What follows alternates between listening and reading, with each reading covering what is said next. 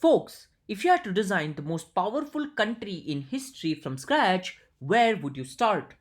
You'd want land that couldn't be easily invaded, oceans on two sides, river that move goods, not just water, soil that grows more than it actually needs.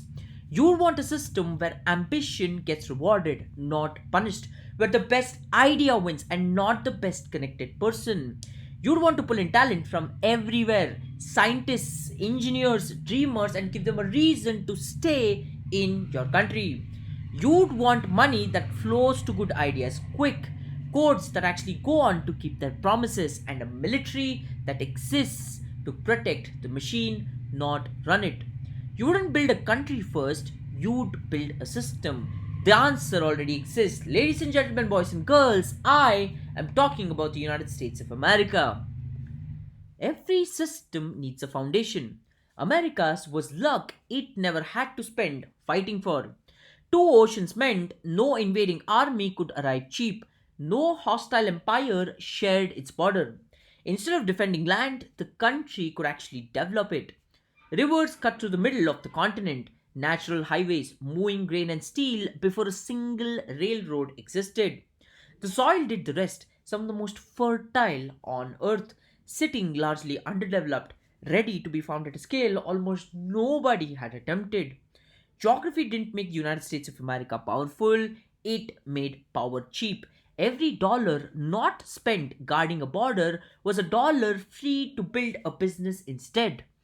The land wasn't empty by accident, though its abundance came at a real cost to the people already living on it. The system that followed was efficient and was not innocent. But once the foundation existed, everything else in the story became very possible. Land is a foundation, but it is not the entire engine. That came next. Capitalism runs on one idea. If you solve a problem well, you get to keep that reward. That single incentive changed everything. It means millions of people in millions of garages and offices are all searching for the same thing, value nobody else has actually found yet. No planner could coordinate that from top down. No fixed plan could actually predict where the next good idea would actually stem from.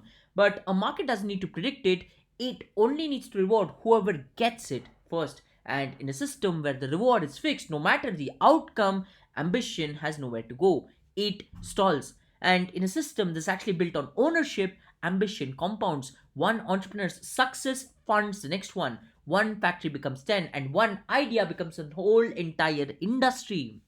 Capital goes where ideas are welcomed, and for 2 centuries, America kept that door open.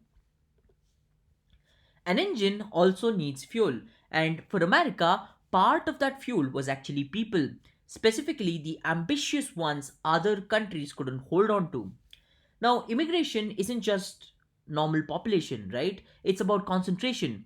When you pull skilled, driven, and developed people from 100 different countries into one place and let them compete and collaborate, you don't just add workers, you add combinations and ideas colliding which would have never been able to meet otherwise. This wasn't the only reason for what came next, and it was always applied fairly and consistently. But the pattern is actually hard to ignore. An outsized share of companies, patents, and breakthroughs that built the modern economy of the United States of America trace back to someone who wasn't born in that country in the first place. A country that attracts talent is importing decades of somebody else's education for essentially free, and that is not charity, ladies and gentlemen. That's classic leverage. Talent needs somewhere to turn into ideas. That's what a research university actually is. Not a school, a factory for ideas funded to fail in public. Government research grants fund the earliest, riskiest questions, the ones with no clear payoff for as long as a decade. Universities can chase these questions because they don't have to answer to any shareholders. And when something actually goes on to work, it doesn't stay in the lab, it moves next door to a company who's actually willing to take a real bet on it. That relationship between public research, private risk taking, produces an entire industry that generations working together couldn't possibly think of doing. And to conclude, a university isn't where education ends, it's actually where the product actually begins. Ideas are cheap, betting on unproven ideas is not, and I think fundamentally all of us are going to agree to this one fact. That's the actual product Silicon Valley builds. Not software, but something known as risk tolerance. Venture capital exists to fund ideas too uncertain for a bank loan. Most of those bets actually go on to fail, and the system is actually built to survive on that. It only needs a small number of ideas to actually work. And when a founder succeeds, the pattern repeats. They don't just retire, they reinvest, funding the next generation of unproven ideas themselves. That's not a company, that's a self replicating ecosystem. No single business made Silicon Valley powerful. The habit of funding what nobody else would, that definitely did. An idea with money behind it moves faster than idea without money, right? And that's what deep capital markets actually provide: speed. Wall Street's real function isn't complexity, it's matching and connecting people essentially with spare capital to people with a plan for it, and help scale a few other markets that can actually match to this particular ideology. That depth means a company doesn't have to grow slowly, one loan at a time. It can essentially go on to raise what it needs in a single afternoon and scale in years instead of long decades. Deep markets don't guarantee good decisions, they just remove the waiting, and a system that is actually built on speed, removing the wait is the whole advantage. Every system needs a unit of trust, and for most of the world, that unit became the dollar. When most countries trade oil, settle debts, and hold reserves in the same currency, that currency actually stops just being mere money and it becomes infrastructure, something that the rest of the world quietly depends on to keep functioning. That gives the country issuing it a real advantage. It can borrow more easily and in its own currency, while others go on to absorb the exchange rate risk. But this isn't the whole story of the American power. The dollar's status is as much as a symptom of trust already earned elsewhere in the system as it is a cause of a new trust. Once earned through that trust, that actually becomes leverage of its own. One more advantage, quieter than the rest: size. A single market of hundreds of millions of consumers sharing similar rules, language, and currency lets a business grow enormous before it has ever to cross a border. That's a head start almost no other market can actually go on to offer. A company can perfect its product at home at massive scale long before it competes abroad. And by the time it goes global, it isn't a startup anymore, it's already one of the biggest competitor in the room. None of this works without one invisible ingredient: predictability. Property rights that hold up in court, contracts that mean what they actually say, judges who don't answer to whosoever in power or whosoever is weak. None of all of this is actually exciting. All of this is something that is essential for building a country, right? And because an investor doesn't just ask, is this idea good? They ask, will the rules still be the rules in 10 years? In a system with independent courts and enforced ownership, that answer is usually a solid yes. That certainty is what lets people invest in things that won't pay off for a decade: a building, a truck, a factory, a degree. A contract is essentially just a promise, right? An institution is essentially what makes the promise believable.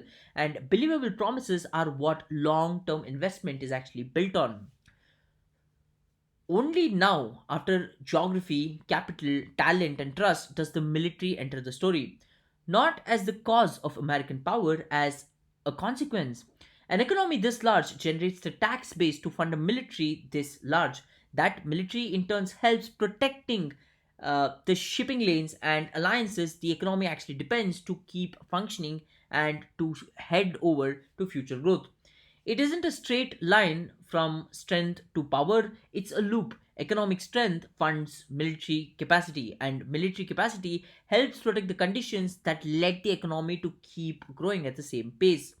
Take away the economic engine, and the military has nothing left to fund. The army didn't build the system actually went on to build the army.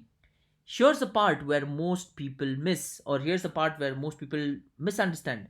None of these are separate reasons, they are actually one loop, right? Geography lowered the cost of security. Lower costs freed up capital. Capital funded businesses. Businesses funded universities and attracted talents. Talent actually went on to produce innovation, and innovation created wealth. Wealth funded a military.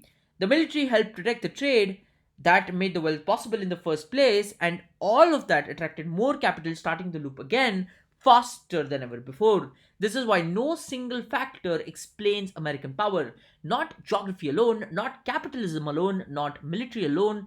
It's the loop. Power isn't built overnight, it's compounded one turn of the flywheel at a time. So, if you had to design the most powerful country in history from scratch, you wouldn't start with an army. You'd start with a system that turns land into capital, capital into ideas, and ideas into leverage, one that feeds from its own profits back into the beginning. The country that leads the future won't necessarily be the one with the biggest army. It will be the one that builds the best loop for turning ideas into value, and it keeps spinning to keep the economy growing. And that, ladies and gentlemen, is not a prediction, it's a blueprint, and it's still open to whoever wants to build it.